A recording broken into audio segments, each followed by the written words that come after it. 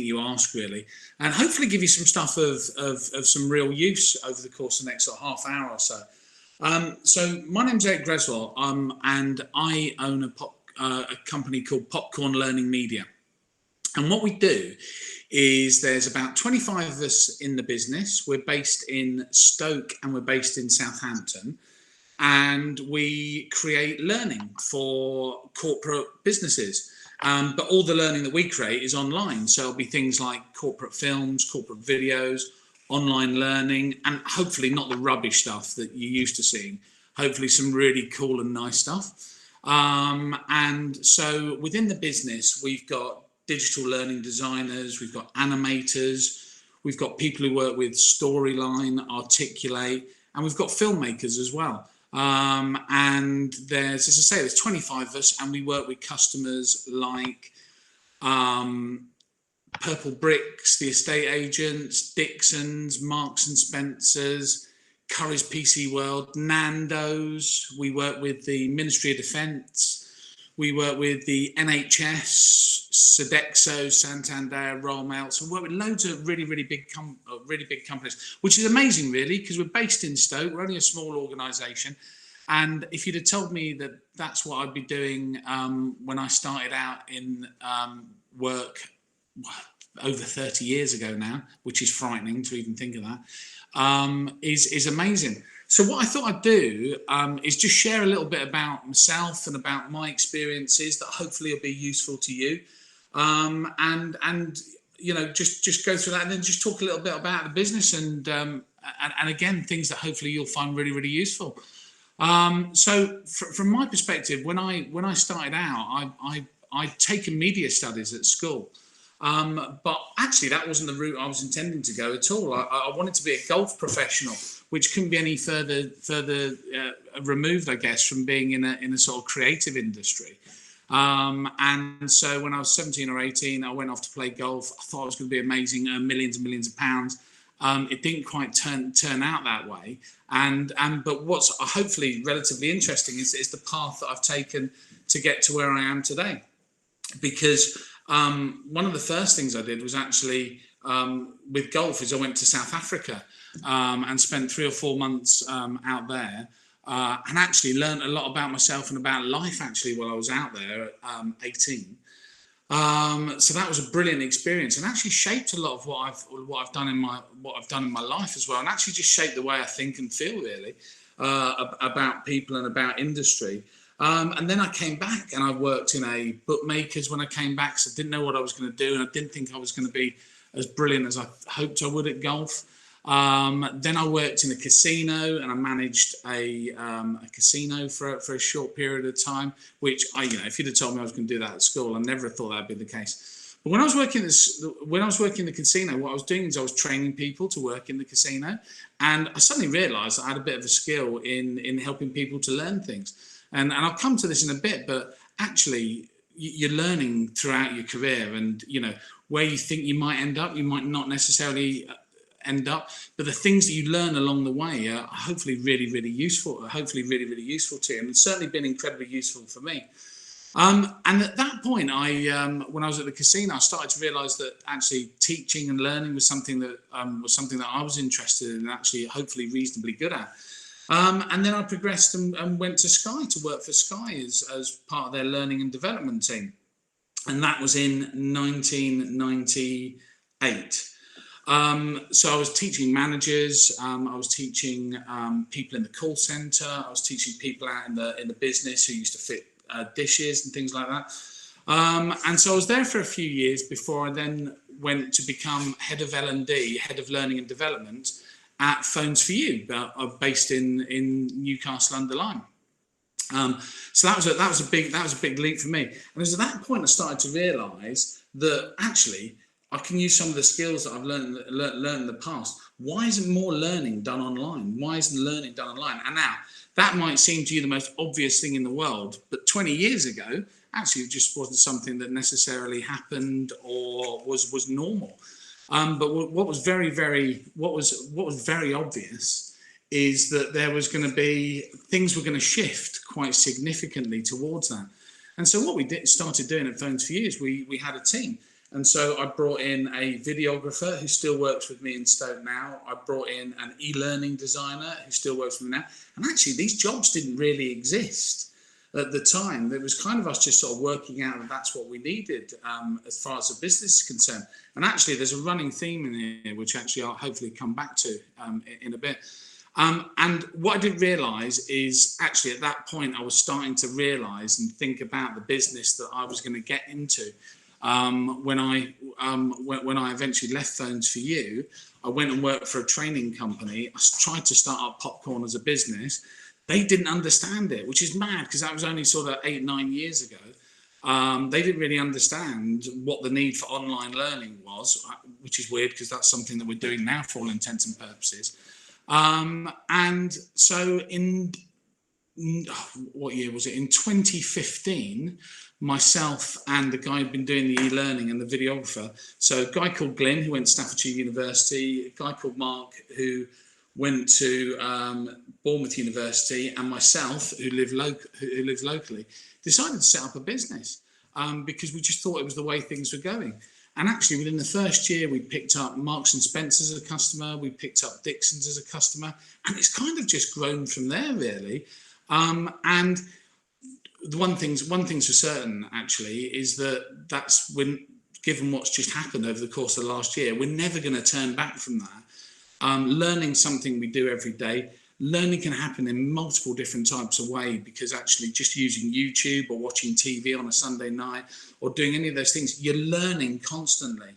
And that's, I guess, the business and where it started from. And so we create films now for businesses, teaching them on everything from leadership to health and safety. We create animations to explain different things. We've got animations that go to over 120 countries in the world.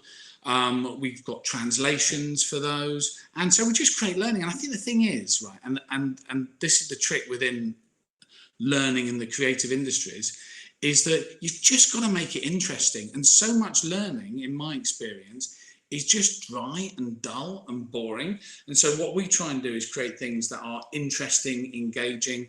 I personally think one of the best pieces of learning that you'll see is things like David Attenborough on Planet Earth on a Sunday evening, where if you said, oh, there's going to be an old bloke talking about fish for an hour, you'd normally go, oh, that sounds really, really boring. Actually, the truth is it's visually beautiful, it's dead interesting, and before you know it, the hour's gone and you've learned a whole load of things. And actually there's a side to it which is about real caring about the world and community and humanity and all those kind of things. But it's just brilliant. But that's learning. That's learning. And for me, all learning should be like that. All learning should be interesting, fun.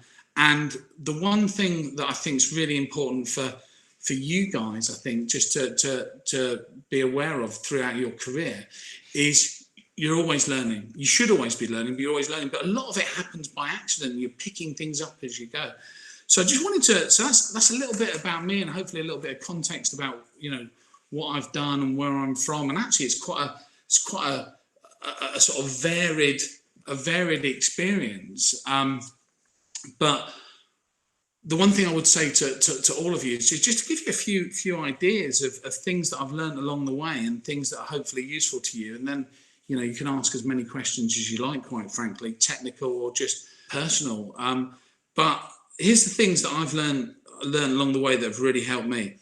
One of the things that sort of Katie asked me to say is what the things that you can do sort of now that are useful to you. And this might sound like a bit of an odd thing to say, but actually one of the things that are most valuable to you in the world of work, whatever you decide to do and wherever you go, it's about socializing with people and getting on with people and collaborating with people, whether they're young, old, middle-aged, whatever that is.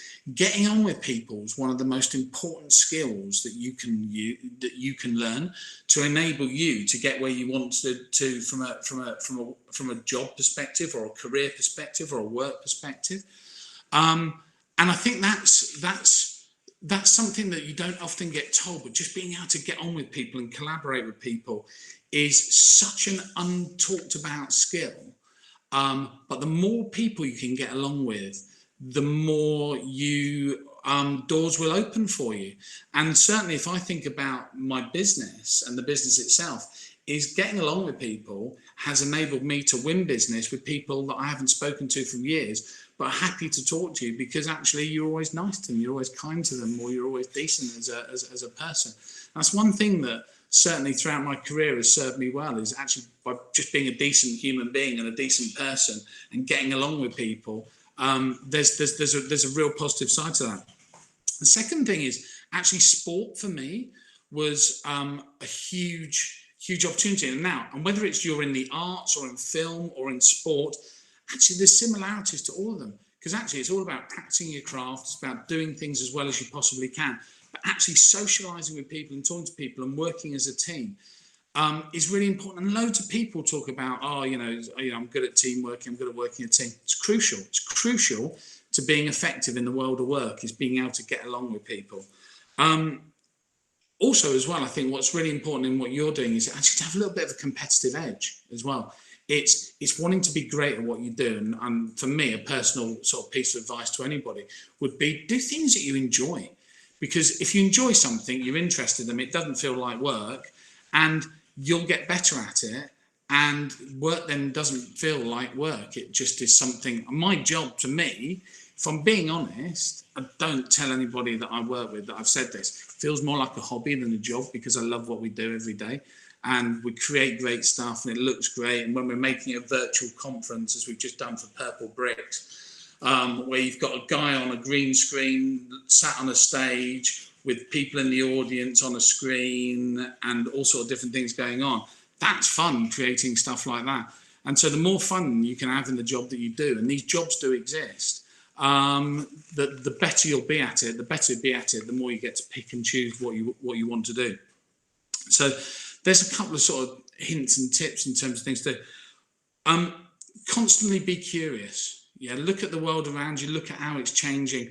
The way we learn is changing because of online, but actually the pace of digital and how things are working is it's meaning you have to learn things quicker and quicker. We got a new piece of software in about two months ago to help us create virtual conferencing. There are no tools and no YouTube videos to tell you how to use this software. So being able to learn, be curious, research these things, understand how things work is going to be a crucial skill moving forward. I'm not sure if many of you met Dan Waterman the other day, but a lot of software and a lot of things are changing constantly. So that ability to adapt and learn and just immerse yourself in different things will give you tools for the future. And those tools are changing constantly as well. There's always a better piece of software. There's always a better gaming engine. There's always a better piece of video. There's always a better piece of equipment. And so if you're in that industry and you enjoy it, then the better you get at learning what's coming on, the more invaluable you will become to employers and in the work that you do, and you'll get to do all the fun stuff. One of the things that I think is really important, and it's really exciting about what you guys are all in, is actually when I grew up, there was something called the 3 R's, which is hilarious because one of them is not an R. Reading, writing, which is a W obviously, and arithmetic, which isn't an R either. And people say, well, those are the 3 things that you need to be able to be really effective in society. Actually, I think creativity is more important in society right now. I think being able to adapt, to be flexible, to understand what's going on around you, to have good ideas. We're in a world of innovation and ideas, and actually it's a muscle that you flex. And the better you become at flexing that muscle, the better you become personally in the workspace, because things are just changing constantly. If I look at the businesses that I worked with 20 years ago and how those businesses have changed now, it's just extraordinary. And I saw a statistic just recently, and the statistic was in 10 years' time, 60% of the jobs that people will do haven't even been created yet, because everything is changing just around the corner. So that adaptability and flexibility is absolutely crucial in what you do and what you're doing. So on top of creativity being crucial, I think problem solving is really crucial as well. It's that ability to be able to find ways to do things, to understand how things are changing, how things will fit, but being able to problem solve on a daily basis. Do you know what? We've gone through the biggest problem solving exercise in my lifetime over the course of the last 12 months. But I think it's amazing how quickly people have adapted and been flexible and understand different ways to do things. So people who are curious, get along with people, who are adaptable, who are flexible, who love what they do, that's how to be successful in your career. And actually, the tools and knowledge that you gain from school is kind of one part of the puzzle. Actually, the additional parts of the puzzle are all the things that hopefully I'm talking about here. One other thing that I just wanted to sort of mention as well, and I think a lot of people do this, especially when they're new into work, is my first job was a disaster because I had the worst manager, and it'll happen to you, I'm sure, at some point. But I had a manager that was just awful, and everybody has awful experiences. Everybody has challenging experiences, and this manager was just not a nice person. I mean, a really not nice person. But what did I learn from that? Because you will have scenarios and situations that happen like that, as it does to everybody. But what did I learn from that? I learned everything that I didn't want to be as a human being. He was just a horrible person who was just quite nasty to everybody. But if you go into life thinking to yourself, there's something I can learn from everybody. If you frame every conversation you have with another human being thinking about what can I learn from those individuals, you'll go a long way. Whether that is a homeless person or whether it's a CEO at the largest organization, everybody can teach you something about life and what's around you. You are no worse or no better than any other human being. And I think if you can realize that early on, I think it's really, really helpful. And even your bad experience, even your tough experiences, you learn from. And, you know, I come from fairly humble beginnings as a person, and now I run my own business, which has 25 people who work for it. I come from a council house in London. My dad left when I was about 8 years old. And so these things are put in there to test you, but that doesn't mean you can't go out there and get what you want. And it just down to a little bit of determination, and having personal goals and wanting to be the best that you can possibly be in what you do. So the only limitation when it comes to work and your career is yourself. And if you think it's somebody else's fault that you've not got where you want, it's because you've not been all the things that I've talked about: adaptable, flexible, creative, hardworking. Those are the things that kind of get you on. I think it's also really, really important to be kind and generous with people, because you tend to get what you give out. And I think the kinder you are in business, and a lot of people go, well, hold on, isn't business about being hard-nosed and hard-punching? No, it's about being really good at what you're doing and getting along with people and being kind to people. And I think what's going to be interesting over the coming years is it's really important that businesses play their part in things like climate change, which is the biggest challenge we've got at the moment. Even if we think it's COVID, it absolutely isn't. And it's about just doing your bit. Do things that are in control. Don't worry about things that are out of your control, but do things that are in your control. Be kind to other people. And yeah, you can sort of learn something off everybody. That's about it, I guess, in terms of just a very, very broad overview of who I am and what I've done and what I've learned. Is there anything specific that you would like to know or understand about work or about jobs or about the skills and things that you need to be effective out there?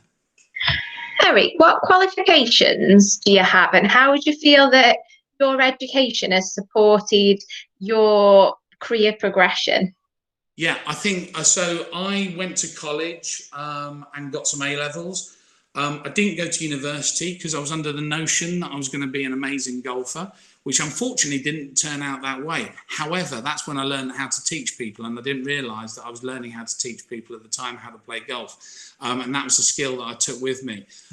So I didn't go to university. I think the one thing I would say is everybody's different. It depends what you want to do and where you want to go. But what I've consistently done is educated myself throughout my career.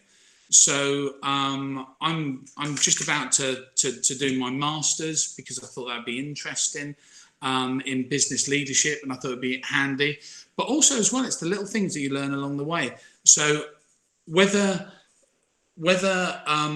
an education is a set of qualifications or whether it's informal, educating yourself gives you an edge. It gives you an edge as a human being, because even if you change direction as within your career, as I have done, you take the things that you've learned with you and they become useful at other junctions. So certainly, I think it was quite interesting. So I finished my GCSEs the year when it moved from O levels to GCSEs. So I think I got 5 GCSEs, one of which was media studies, which I feel really lucky that I got that. I got an O level, which was in statistics and economics, and then went to college and did psychology, maths, and English. It was a long time ago. That's why I'm having to think about what it was. But it doesn't stop there. It doesn't stop there. For some people, and for me personally, I thought I was going to be a golfer, so I didn't go to university. But you can learn things out in the world yourself. It's just about making sure you go to the right people to learn the right things. So education is unbelievably important, but it's a part of. And if you get a good education, it gives you an advantage. There's no two ways about it. Even if some of the things that you learn don't seem directly related to what you might end up doing in a job, it certainly does give you an advantage. There's no two ways about it. But it's one part of the puzzle. Eric, if you were to employ a young person out of college or university in your business, what attributes outside of their studies would you look for? Do you know what? This might sound a bit twee, but you're looking for what I look for, and everybody that we've hired within our Stoke team has either been to Staffs University or Stoke College, or from Stoke. You're looking for people who can get along with other people, who can integrate themselves into the team, who have got a little bit of personality, but certainly people who get along with each other. And you know what? It's about people who throw themselves into things and just get involved, and are willing to learn with the rest of us. As I say, a couple of months ago, we had a new piece of software that none of us knew how to use. And so we spent, the best part of 3 or 4 weeks just trying to get our heads around it so that actually we could deliver something for a particular client. So it's a lot of the things that I've talked about there. It's about just being flexible, getting along with people, and being able to talk to people, whether that's an old person like me, or whether it's a young person, being able to get along with loads of people. Great question there, actually, about being shy and reserved in the workplace, Josie. You might not believe this because of the way I am now. Well, not a madman, but hopefully, a reasonable person. I was really shy when I was younger. And do you know, so it's a great question. How do you overcome being shy and reserved in the workplace? It's about developing confidence in what you're good at and being good. Everybody is good at something. There's no two ways about it. Everybody's good at something. And it's about, as you work on those skills, you become less and less shy and reserved. And, and you feel, let's be honest, when you first go into a job, it's so different from the life that you've been in compared to the life that you're going in. So at school, actually, the jump between school and college is huge because at school you turn up here at 8:45, you go here at 9:45, you go here at 10. So there's a lot of structure. In college, it's a little bit looser. In work, you structure yourself and you have to work around the person that you're employing. So there's some big changes going along. But it just takes time. And I think being able to socialize and get along with people and listening people and learning people. But if you get along with people and you are willing to be part of the team and collaborate, people are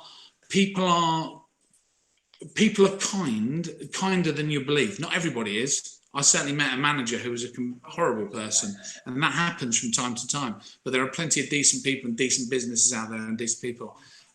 So I think it's just being willing to be a valuable part of the team and getting involved, and learning. And do you know what? The one thing that people really, really value in organisations are people who are willing to work hard and just get stuck in, whether it's an exciting piece of work or whether it's a really tough piece of work.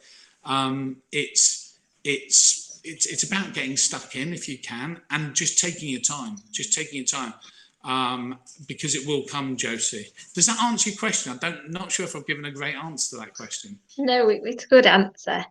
Eric, if you don't mind me asking, being someone that grew up in London, what brought you to open part of your business up in Stoke-on-Trent? My wife. Oh, the boss. The boss. The real boss in all this. So I moved from London to Nottingham in 1997. Because my mum had moved to be with her sister, so it's just one of those things. I then met my wife at Phones for You, and it went from there. And actually, I think Stoke's amazing, and I think Stoke has got so much going for it. And the only people who don't realise it is people from Stoke. So in my experience, people from Stoke, the first thing that they do is apologise that they're from Stoke. And actually, there is so much more going on in Stoke. People from Stoke do this all the time. People from Stoke tell themselves that it's rubbish round here and you won't get a job and it's not great. And that is, I'm not going to swear, but it is rubbish. It's absolutely rubbish.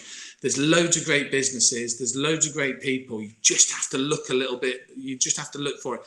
And things are moving so significantly at the moment, and Stoke has got a great opportunity Stoke has got a great opportunity to reinvent itself over the course of the next few years, because no one's really taken digital on board.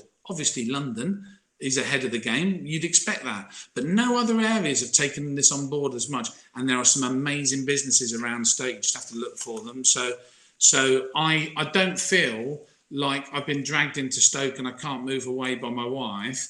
I've come to Stoke and I've thought to myself, wow, this place is amazing. The people are amazing. Everybody we've hired is from Stoke. They just don't necessarily realise it yet. Thanks, Eric. Is there any more questions, guys, in the chat? Feel free to ask anything, guys. Eric, do you think having Staffs Uni with their, because Staffs Uni is one of the best universities for things like games design, and as that their technology department develops, do you think that'll have a big impact on businesses using Stoke as a location to build their businesses? I certainly, I'm part of a group of people that are really working hard to bring more of the film industry, more of the animation industry. So although our core business is learning and learning technology,